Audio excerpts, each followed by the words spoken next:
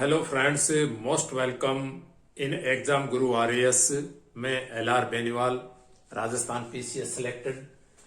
आज विरासत कर के बारे में बात करेंगे फ्रेंड्स। यह चर्चा में क्यों है? आपको पता है कि लोकसभा चुनाव के दौरान कांग्रेस के सैम पित्रोदा यानी इंडियन ओवरसीज कांग्रेस के चेयरमैन सैम पित्रोदा द्वारा विरासत कर की चर्चा की गई। यानी एक व्यक्ति के पास बहुत सारा धन है तो उसकी मृत्यु के बाद उसका आधा धन समाज के अंदर वितरित होना चाहिए ताकि गरीबी दूर हो, असमानता दूर हो और रेवेन्यू कलेक्ट हो, जिससे सार्वजनिक व्यय के लिए सरकार के पास पैसा है, शिक्षा है, स्वास्थ्य है, इनसे संबंधित बहुत सारी सुविधाओं का देश के अंदर निर्माण किया जा सके।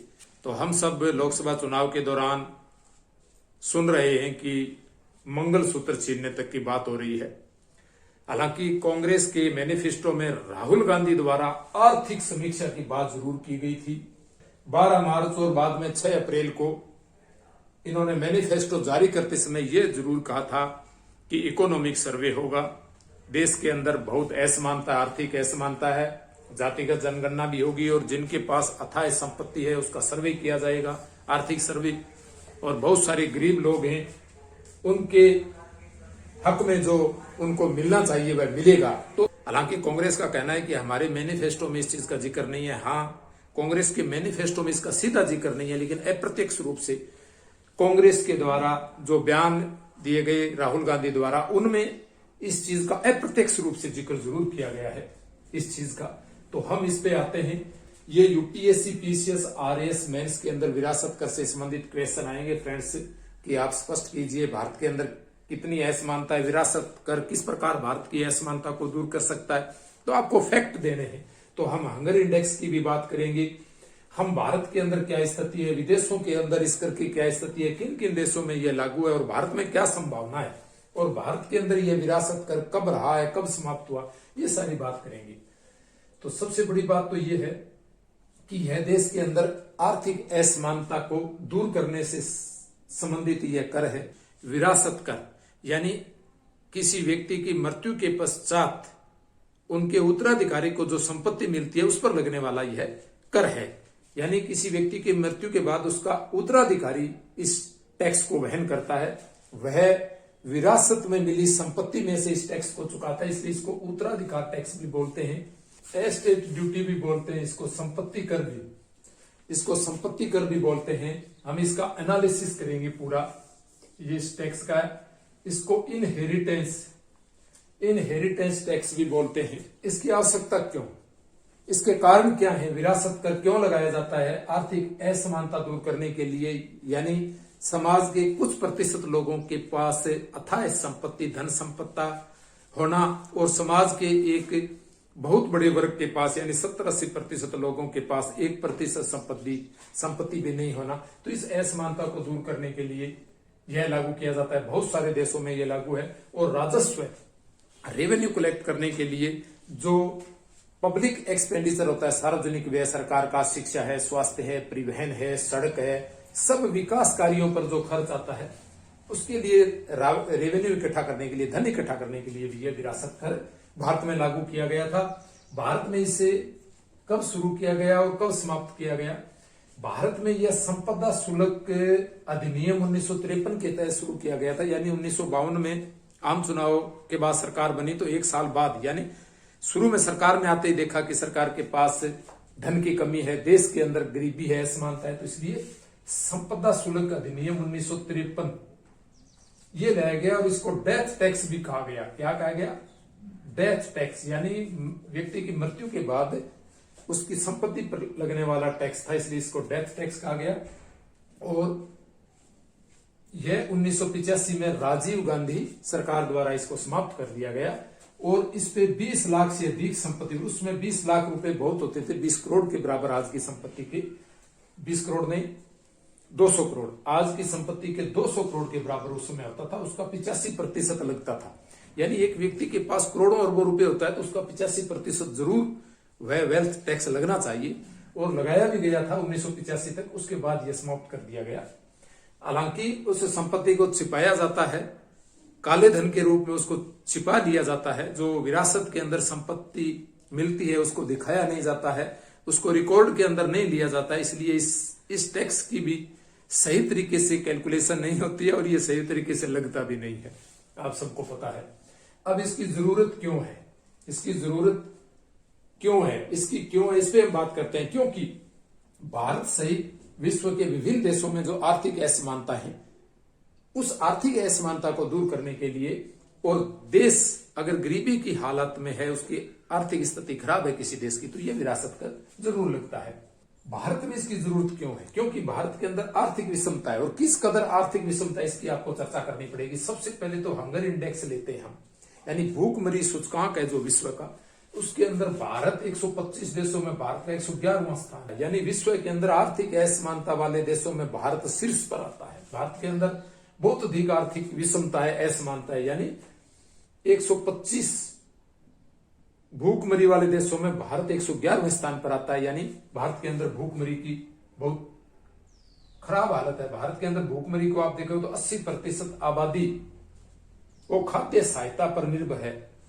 आपको पता है राष्ट्रीय खाद्य सुरक्षा अधिनियम में भी 70% आबादी को लिया गया है। तो इसके अंदर 80% भारत की आबादी को सरकार द्वारा जो खाद्य सहायता दी जाती है, 80% भारत की आबादी उस पर निर्भर है। सिर्फ 20% लोग अथाह संपत्ति लिए हुए, सिर्फ 20% लोगों को सरकारी सहायता की जरूरत नहीं होती है।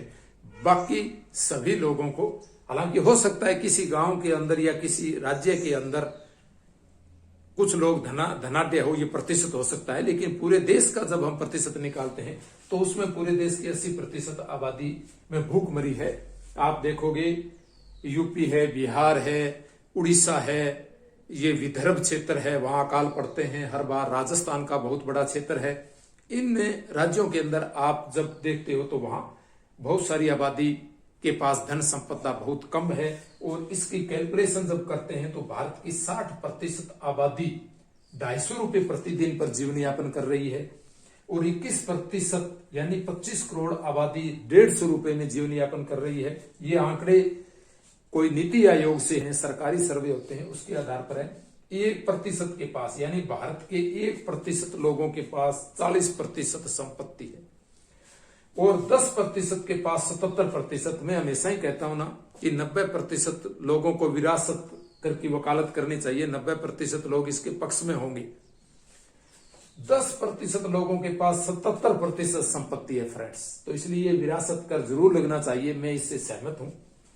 और भारत के अंदर नीति आयोग, हालांकि नीति आयोग क्या कहता है कि 2015 से 25 के बीच 13.5 करोड़ लोगों को बीपीएल से बाहर निकाला गया, यानी गरीबी रेखा से नीचे जो लोग थे, यानी जो रोजाना 50 रुपए से भी कम खर्चे पे वो जीवन यापन कर रहे थे। ग्रामीण क्षेत्रों में 30 रुपए 40 रुपए है, और शहर के अंदर वो 60-70 रुपए है। तेंदुलकर समिति ने भी यही बताया कि भारत की 21.9% आबादी अभी भी बीपीएल है, गरीबी रेखा से नीचे। हालांकि नीति आयोग का कहना है कि 2015 से 25 के बीच अपने 13.5 करोड़ लोगों को गरीबी रेखा से बाहर निकाल दिया है। नीति आयोग किस आधार पे आंकड़े लगाता है? भारत एक बढ़ती हुई अर्थव्यवस्था है, भारत दुनिया की 5वीं बड़ी अर्थव्यवस्था है, भारत परचेजिंग पावर पेरिटी की दृष्टि से 3री बड़ी अर्थव्यवस्था है। लेकिन फ्रेंड्स, भारत के अंदर जीडीपी आर्थिक वृद्धि है, ठीक है, भारत की जीडीपी स्ट्रांग है, भारत की आर्थिक वृद्धि हो रही है, भारत के अर्थव्यवस्था बहुत मजबूत है। लेकिन वह मजबूत कैसी है? वह सिर्फ 10% लोगों के पास 77% संपत्ति है, बाकी लोगों के पास तो नहीं है। यानी आर्थिक असमानता व्यापक है। कोई देश इकोनॉमी दृष्टि से सुदृढ़ हो सकता है, लेकिन वह आर्थिक असमानता है, उसकी कैलकुलेशन करनी चाहिए कि उस देश की संपत्ति 77% संपत्ति 10% लोगों के पास है, ऐसा क्यों? ये बहुत गलत बात है। इसीलिए तो ये चर्चा में आया है, विरासत कर लगना चाहिए। सैम पित्रोदा ने कहा है कि एक व्यक्ति के पास बहुत सारी संपत्ति होती है तो उसका ये दायित्व बनता है, और गवर्नमेंट का ये दायित्व बनता है कि विरासत टैक्स लगाया जाए। समाज के बहुत सारे लोग जो अभाव के अंदर जीवन यापन कर रहे हैं, गरीबी के अंदर, बेरोजगारी के अंदर, बेरोजगार युवाओं के लिए मंथली 20-25 हजार रुपए भत्ता, एक बेरोजगारी भत्ता तय किया जा सकता है। मिनिमम प्राइस है किसान की, गरीब की, वो विरासत कर लगा के हम कर सकते हैं। भारत की व्यापक पैमाने पर बेरोजगारी है, जो भूखमरी है, अपराध है, चोरी है, ये सारी जो हत्या है, डकैती है, बहुत सारे जो अपराध हो रहे हैं समाज में, इनके पीछे सबसे बड़ी वजह ये आर्थिक विषमता ही है फ्रेंड्स। ये हम आगे बात करते हैं यूएस से। अब बात करते हैं कि विश्व के देशों के अंदर इसकी क्या स्थिति है। यूएसए के अंदर 10 करोड़ संपत्ति, अगर किसी व्यक्ति के पास 10 करोड़ संपत्ति है तो उसका 55% गवर्नमेंट लेती है, 45% बच्चों को मिलता है। हालांकि अलग राज्यों में अलग अलग है, किसी में 16% है, किसी में 20% है, किसी में 40% है। ओवरऑल यूएसए में 40% इनहेरिटेंस टैक्स यानी विरासत कर लगता है। यूके के अंदर, ब्रिटेन में 40% है। और एक चीज और है, यह फिनलैंड है, फ्रांस है, जर्मनी है, इन देशों में भी लगता है, जापान है, हंगरी है, आइसलैंड है, इटली है, स्विट्जरलैंड है, तुर्की है, इन देशों के अंदर यह विरासत कर लगता है। एक चीज और है, यहां तो अगर कोई व्यक्ति उपहार प्राप्त करता है, गिफ्ट, उसमें भी यह लगता है। तो फ्रेंड्स, आपके एग्जाम में अगर यह आए तो आप ये लिख सकते हो, भारत की स्थिति 125 देशों में 111 है। भारत के जो हर क्षेत्र के अंदर ढूंढोगे तो वहां एक एक व्यक्ति धनवान मिलेगा, इसका मतलब 111। तो टैक्स स्लैब, ये विभिन्न देशों में टैक्स स्लैब है अलग अलग, ये आपको बता देना है, क्यों जरूरत है इसकी, ये आपको बता दिया मैंने आपको। 2018 में बीजेपी के जेटली जी ने भी इसकी वकालत की थी फ्रेंड्स, अरुण जेटली ने। क्योंकि जब व्यक्ति बहुत सारा धनवान होता है, जब व्यक्ति के पास अथाह संपत्ति हो जाती है, तो फिर कहीं ना कहीं वह सोचता है कि यार इस संपत्ति को गरीबों को भी जरूरत है, मेरे पास ये संपत्ति है, ये मेरे बच्चों के पास, अगर ये सारी संपत्ति मेरे बच्चों को मिलेगी, मेरे परिवार को मिलेगी, तो वह बहुत विलासिता का जीवन जिएगा। और बहुत ज्यादा विलासिता के अंदर बीपी है, शुगर है, कैंसर है, आपको पता है, अरुण जेटली जी हो या कोई और हो, सबने इस चीज को भुगता है। तो कहते हैं कि शुगर है, बीपी है, ये लाइफस्टाइल से संबंधित बीमारियां बहुत ज्यादा धनवान लोगों के पास होती हैं। तो इसलिए ये विरासत कर लगेगा तो भारत स्वस्थ देश भी बनेगा और आर्थिक असमानता भी दूर होगी। अब कुछ लोग कह सकते हैं कि एक व्यक्ति के पास इतनी संपत्ति है तो उसने कमाई है, तकलीफ पाई है, और जो लोग आलसी हैं, नशा करते हैं और हैं, उनको वह संपत्ति क्यों मिली। यह बात सुनने में ठीक लगती है फ्रेंड्स, लेकिन वो लोग आलसी और नशेड़ी इसलिए हैं कि गरीबी में हैं, बेरोजगार हैं। अगर गवर्नमेंट विरासत टैक्स में उनको हिस्सा देती है तो गवर्नमेंट को उसके साथ साथ ये कानून भी बनाना पड़ेगा कि वह संपत्ति उसकी महिला को मिलेगी, वह महिला जिस प्रकार खर्च करेगी वैसे ही खर्च कर सकती है, एक जिम्मेदारी तय की जाएगी। ये नहीं है कि समाज के अनुत्पादक व्यक्ति को यह दी जाए। अनुत्पादकता भी आर्थिक विषमता की वजह से वह अनुत्पादक है, नशेड़ी है या अपराधी है। तो समाज में जब आर्थिक विषमता दूर होगी तो ये चीजें भी दूर होंगी फ्रेंड्स से। क्योंकि तो धन संपदा, बहुत ज्यादा जमीन है, जिन लोगों के पास बहुत ज्यादा संपत्ति है, तो उन्होंने वह संपत्ति कहां से कमाई है? उन लोगों ने ही तो पैदा करके दी है। वह मजदूर है, किसान है, गरीब है, जो डेली वेजेस पे काम करता है, उन्होंने ही तो उस पूंजीपति को संपत्ति कमा के दी है। जब आप कार्ल मार्क्स को पढ़ोगे, द कैपिटल पढ़ोगे, ये सब चीजें जब पढ़ते हैं तो वो झूठी बातें नहीं है फ्रेंड्स, वास्तव में हकीकत है। हालांकि मैं इस चीज का विरोधी हूं कि हिंसा के द्वारा हम किसी हक की प्राप्ति में संलग्न हो। हमें गवर्नमेंट के लेवल पर, हमें सत्ता में आकर के लोकतांत्रिक स्वरूप से हमें इन चीजों की तरफ आगे बढ़ना चाहिए। विरासत टैक्स से भी गवर्नमेंट को लगाना चाहिए, चाहे बीजेपी गवर्नमेंट आए, चाहे कांग्रेस गवर्नमेंट, कोई भी गवर्नमेंट आए। वह वास्तव के अंदर जब गांधी जी की अवधारणा लागू करती है, बहुत सारे अंबेडकर हो, गांधी हो, अगर हम अंतिम व्यक्ति, अंत्योदय की बात करते हैं, अंतिम व्यक्ति की बात करते हैं, गरीब व्यक्ति की बात करते हैं, बेरोजगारी की बात करते हैं, तो प्रत्येक सरकार को संवेदनशील होना चाहिए, चाहे वह ब्यूरोक्रेसी हो, चाहे वह पॉलिटिकल पार्टी हो। तो thank you friends, subscribe, like and share.